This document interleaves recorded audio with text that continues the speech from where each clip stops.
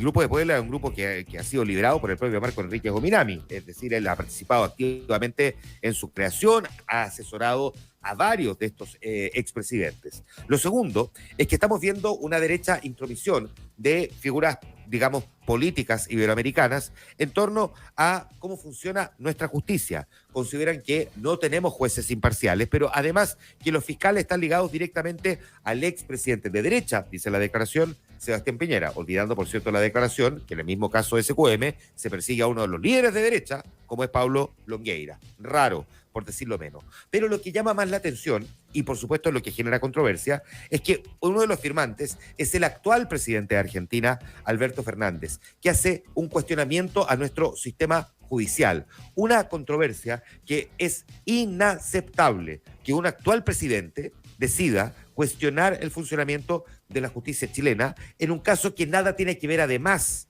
con Argentina.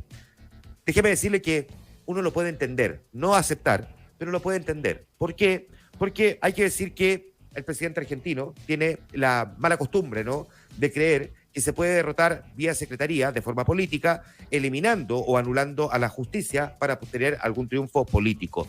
En los últimos días del año 2022, la Corte Suprema Argentina, solo para que se haga una idea de lo que le voy a explicar, le ordenó al gobierno del presidente Fernández que restituyera a la ciudad de Buenos Aires, que funciona de forma autónoma, un porcentaje de la recaudación tributaria que por ley le corresponde, que básicamente se le había descontado durante la pandemia porque había que redistribuir recursos, pero luego era una plata que tenían que devolver a la ciudad de Buenos Aires. Es su propia recaudación tributaria. Insisto, la ciudad de Buenos Aires funciona de manera autónoma. El presidente no quiso. La decisión de la Corte Suprema generó una pelea brutal entre el presidente y algunos jueces. Una relación que ya venía desgastada porque no olvidemos que también los jueces habían condenado a la vicepresidenta Cristina Fernández. La decisión del presidente Alberto Fernández fue más allá.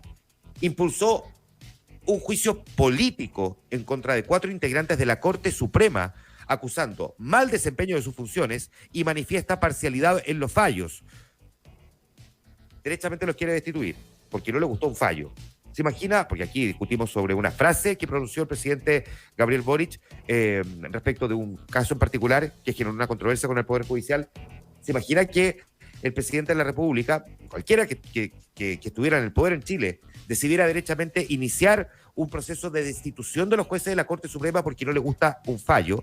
Hay que decir que los ataques del presidente Fernández a la Corte Suprema en Argentina y los intentos por destituir a sus jueces encajan lamentablemente en un tipo de patrón que se ha dado mucho en la región latinoamericana, socavando por lo demás la democracia del país, porque una de las amenazas más grandes que tiene la democracia en América Latina ha sido precisamente los intentos de algunos gobiernos de poder controlar el poder judicial. Y eso es lo que pretende Alberto Fernández. Alberto Fernández podrá hacer lo que quiera en su país y podrá trabarse en las disputas que él considere con los jueces de la Corte Suprema. Es su realidad, que por supuesto tenemos todo el derecho a analizar.